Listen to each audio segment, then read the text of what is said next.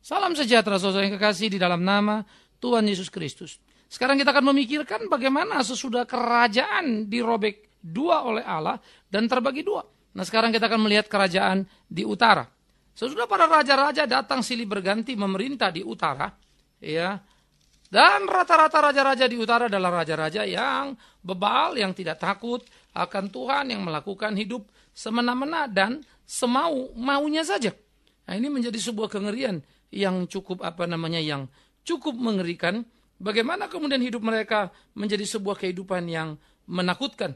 Sehingga Israel yang dimulai dari Yerobeam terus turun ke bawah sama saja menjadi kekacauan-kekacauan yang cukup mengerikan.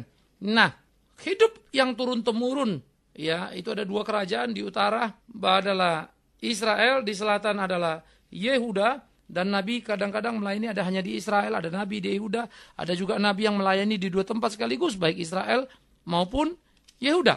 Nah, sekarang kita akan melihat bagaimana raja yang terakhir dan apa yang terjadi dengan kerajaan utara.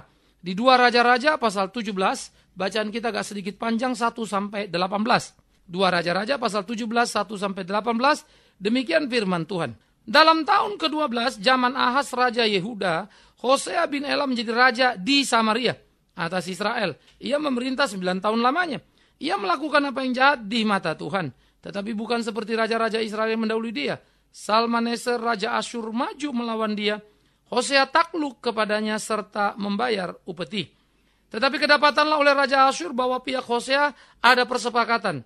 Karena Hosea telah mengirimkan utusan-utusan kepada So Raja Mesir dan tidak mempersembahkan lagi upeti kepada Raja Asyur seperti biasanya tahun demi tahun. Sebab itu Raja Asyur menangkap dia dan membelenggu dia dalam penjara. Kemudian majulah Raja Asyur menjelajah seluruh negeri itu. Ia menyerang Samaria dan mengepungnya 3 tahun lamanya. Dalam tahun ke-9 zaman Hosea, maka Raja Asyur merebut Samaria. Ia mengangkut orang-orang Israel ke Asyur, ke dalam pembuangan, dan menyuruh mereka tinggal di Halah, di tepi sungai Habor, yakni sungai negeri Gozan, dan di kota-kota orang Madai. Hal itu terjadi karena orang Israel telah berdosa kepada Tuhan Allah mereka, yang telah menuntun mereka dari tanah Mesir, dari kekuasaan Firaun Raja Mesir, dan karena mereka telah menyembah Allah lain, dan telah hidup menurut adat istiadat bangsa-bangsa, yang telah dihalau Tuhan dari depan orang Israel, dan menurut ketetapan yang telah dibuat raja-raja Israel. Dan orang Israel telah menjalankan hal-hal yang tidak patut terhadap Tuhan Allah mereka. Mereka mendirikan bukit-bukit pengorbanan dimanapun mereka diam, baik dekat menara penjagaan maupun di kota yang berkubu. Mereka mendirikan tugu-tugu berhala dan tiang-tiang berhala di atas setiap bukit yang tinggi dan di bawah setiap pohon yang rimbun. Di sana di atas segala bukit itu, mereka membakar korban seperti bangsa-bangsa yang telah diangkut Tuhan tertawan dari depan mereka. Mereka melakukan hal-hal yang jahat sehingga mereka menimbulkan sakit hati Tuhan. Mereka beribadah kepada berhala-berhala walaupun Tuhan telah berfirman kepada mereka, janganlah kamu berbuat seperti itu. Tuhan telah memperingatkan kepada orang Israel dan kepada orang Yehuda dengan perantaraan semua nabi dan semua tukang tilik.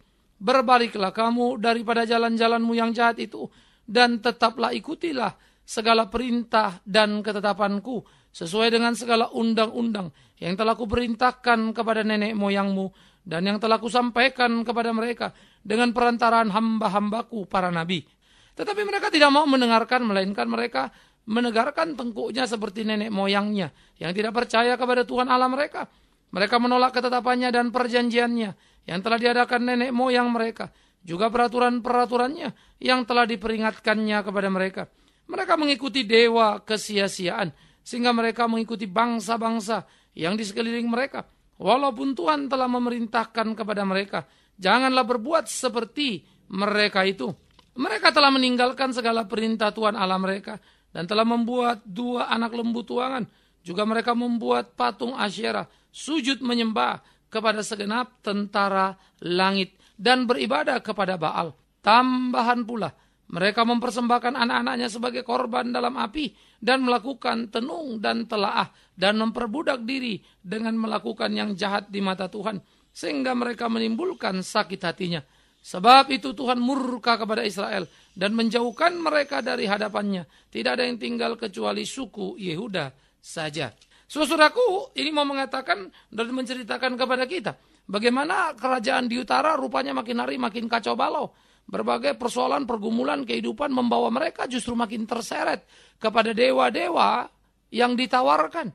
Untuk ini, untuk itu, dan seterusnya. Mereka mulai melupakan Tuhan, mengabaikan Tuhan. Undang-undang yang Tuhan tetapkan atau Pentatuk lewat Musa. Lalu dikatakan juga suara Tuhan lewat para nabi atau kitab para nabi-nabi. Mereka pinggirkan. Mereka sudah nggak mau tahu, mereka nggak mau peduli. Sehingga di utara, kerajaan Israel semakin hari semakin jauh dari Tuhan. Dan Tuhan sekarang murka kepada mereka.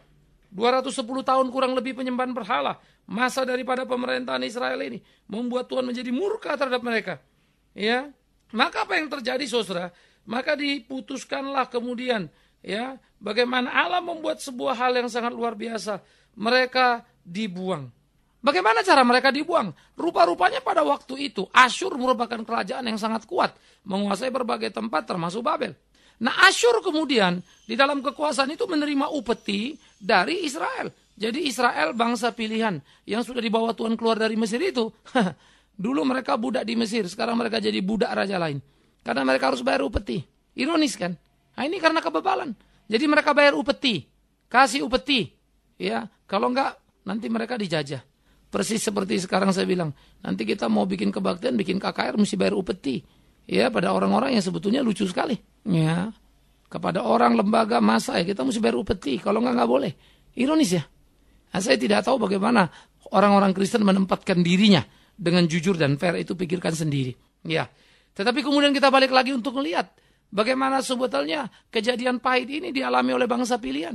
Yang katanya Allahnya adalah Allah serwa sekalian alam. Allah di atas segala Allah, Raja di atas segala Raja. Tapi sikap mereka membayar upeti sudah menunjukkan. Mereka ternyata tidak berdaya. Mengapa? Karena memang mereka menghina Allah mereka sendiri. Kenapa? Karena mereka menyembah berhala. Kenapa? Bisa dilihat nyata dari tindakan mereka. Tetapi rupa-rupanya saudara, Raja Israel juga berselingkuh. Ya. Sehingga kemudian bagaimana raja-raja Israel juga membina hubungan dengan Mesir. Sehingga bagaimana dia membina hubungan dengan Mesir. Sehingga dia coba melepaskan diri dari Asyur. Dan dengan harapan nanti mereka bisa tentunya berkolusi lalu menghantam Asyur. Mungkin kalau Mesir memberi upeti lebih ringan. Karena Mesir juga mungkin punya kepentingan yang sama. Bagaimana untuk menghindari Asyur ini supaya bisa lebih hebat, lebih besar lagi. Mesti dihancurkan, kira-kira begitu. Maka perhitungan-perhitungan politis yang sangat taktis dan masuk akal itu, ternyata itulah yang jadi malapetaka bagi Israel. Sehingga Raja Asyur rupanya mendengar itu dan membongkar itu semua.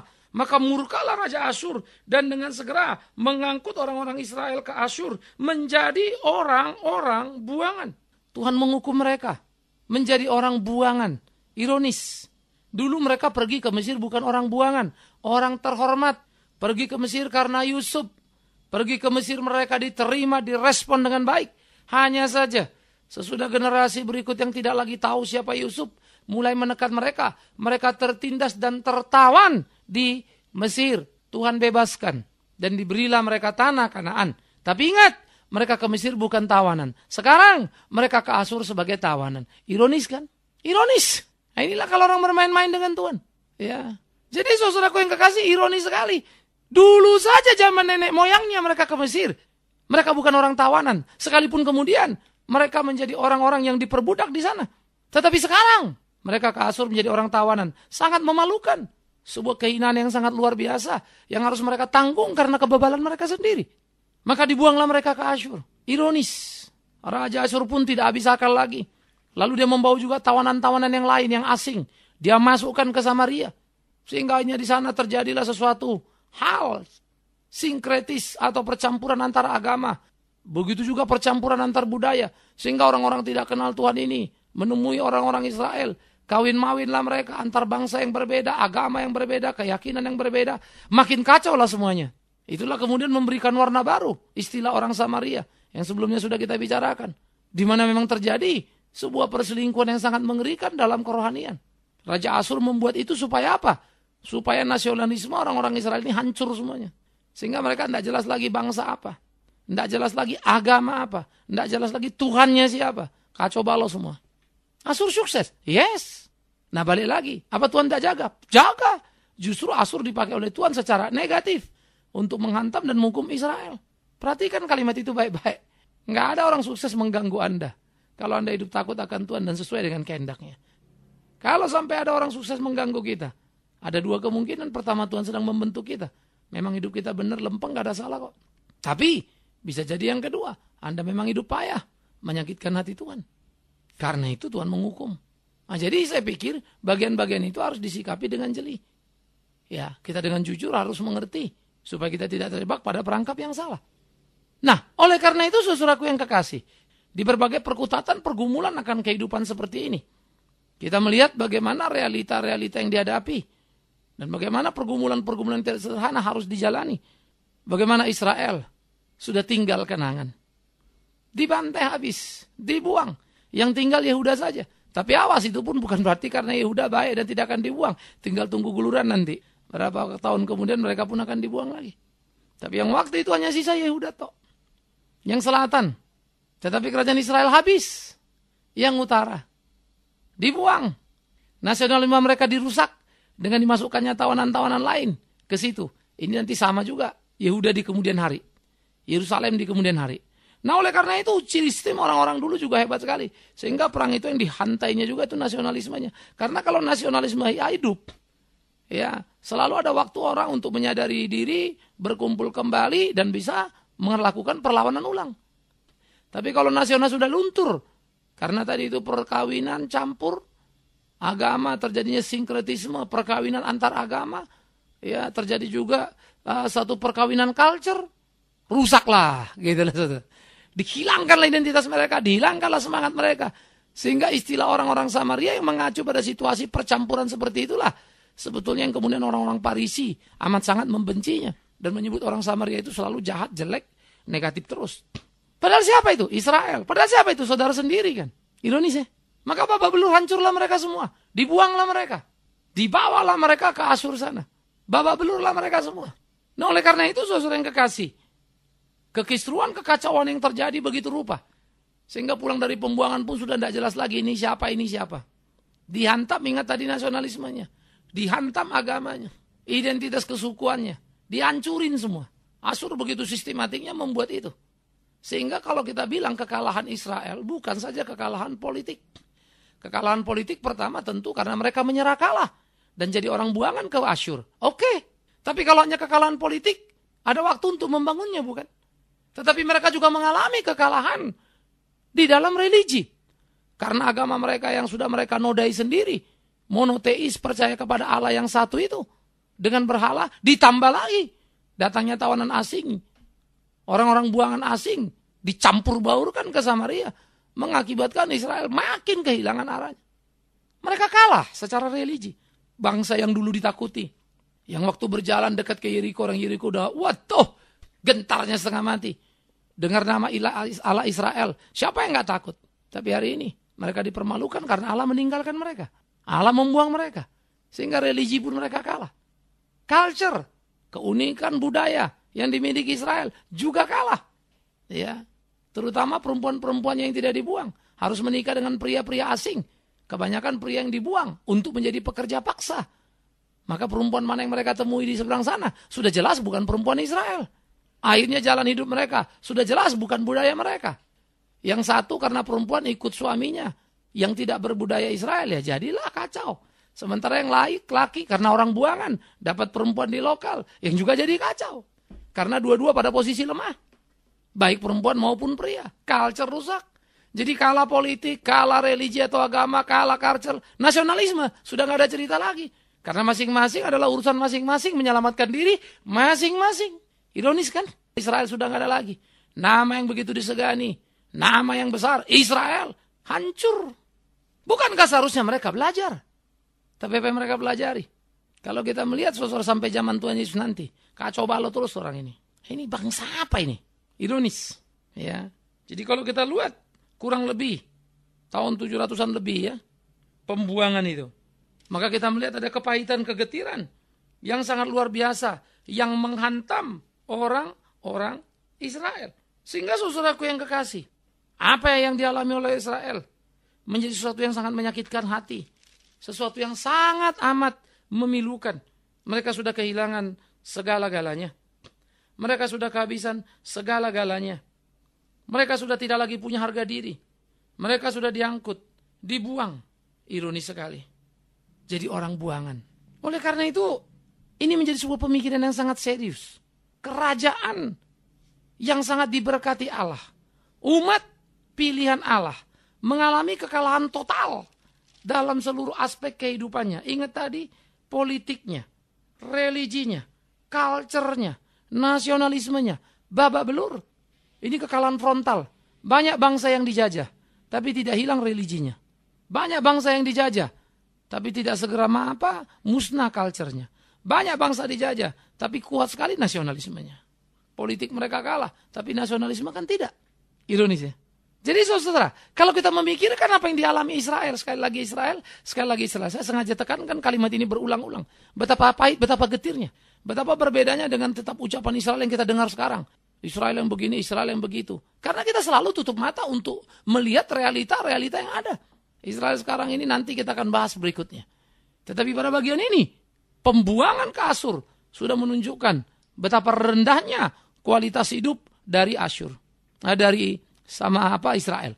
Sehingga mereka menjadi orang buangan yang tidak berdaya. Mereka menjadi orang yang dipinggirkan. Mereka menjadi orang yang dikucilkan. Sehingga itu menjadi penting untuk kita pikirkan bersama-sama. Bagaimana seharusnya kita menghidupi kehidupan ini. Jangan bermain-main dengan Allah yang berdaulat. Ia mampu memakai kita. Sekaligus dia mampu menghukum kita. Ia mampu mengulurkan tangannya menolong kita. Tapi dia juga bisa mencambuk kita. Ia tahu apa yang harus dilakukannya. Dan kita harus tahu apa yang harus kita kerjakan. Taat pada dia. Israel sudah menerima ganjaran yang sangat mengerikan. 10 suku terbuang, terlunta-lunta, tak punya harga diri. Mereka habis dibantai. Yang perempuan harus menikahi pria-pria asing yang tidak mengenal Allahnya. Sementara pria-pria jadi orang buangan yang harus menerima kenyataan. Dan kalaupun menikah dengan perempuan yang di pembuangan, yang juga beda agamanya. Beda bangsanya. Harga diri mereka tercabik-cabik, sobek, hancur sampai titik nadirnya. Asyur sukses menghilangkan identitas keisraelan. Dan sejak itu Anda tidak akan mendengar lagi nama Israel. Itu hebatnya. Jadi ratusan tahun nggak pernah kedengaran nama Israel. Sesudah mereka dibuang, nama Israel tidak dipakai lagi. Orang-orang Israel tenggelam saja di pembuangan Asyur. Nanti di selatan pun orang-orang selatan sesudah dibuang nantinya, mereka yang dikenal dengan suku Yahudi, orang Yahudi. Bukan lagi Yehuda. Nanti orang Israel yang sudah dibuang ini baru nama Israel hanya muncul dalam pembicaraan sesekali saja. Nanti 1948 mereka merdeka kan. Tambah kemari. 2000 lebih tahun. Nama itu tenggelam. Jangan main-main dengan Tuhan. Tetapi Anda juga waktu memahami Israel, jangan sembarangan. Lihat itu baik-baik. Di kolong langit ini tidak ada sebuah bangsa yang tenggelam namanya. Sedemikian parah dan sedemikian rusak, sedemikian hancurnya. Seperti Israel. Ada apa? Nah, maka kita mesti mengerti apa yang menjadi kehendak Allah. Itu sebab kita mesti menyelusuri Alkitab. Bukan tafsir dan ngomong seenaknya. Membaca sesuatu dengan perspektif yang salah. Bacalah dengan perspektif Alkitab. Lihatlah dengan perspektif Alkitab. Belum ada di kolong langit ini. Sekali lagi. Belum ada di kolong langit ini. Sekali lagi. Belum ada di kolong langit ini. Nama sebuah bangsa hilang begitu saja. Ribuan tahun. Baru bisa muncul kembali ke permukaan. Dan ingat. Hilang itu karena dibuang. Orang buangan. Dan kemudian pontang-panting tak karu-karuan. 500 tahun masa kegelapan saja menuju atau sebelum Yesus datang. Itu sudah masa kekosongan yang mengerikan. Ditambah 1948 baru merdeka. Dari angka situ saja sudah 2448. Tapi Israel sendiri ratusan tahun sebelum sudah rubuh lagi. Jadi kalau 2448 tahun dihitung dari 500 tahun masa kegelapan. Nama itu nggak keluar. Nama itu nggak nongol. Pernah Anda berpikir? Why? Camkan itu. Di perjanjian baru nama itu selalu mereka sebut kami anak Abraham, kami Israel. Wah dihantam sama Tuhan Yesus. Gak pantas kamu ngomong begitu. Hebat ya. Orang Yahudi, orang Farisi terkenal, orang Saduki terkenal. Mereka tidak disebut orang Israel. Muncul sesekali ucapan-ucapan itu. Itu lebih bersifat lepas, tidak berkaitan kepada nation. Lebih kepada kualitas yang seharusnya. Makna yang seharusnya. Ya memang sudah rusak semuanya. Nah, jadi saudaraku yang kekasih. Ini menjadi bagian-bagian yang perlu kita pikirkan.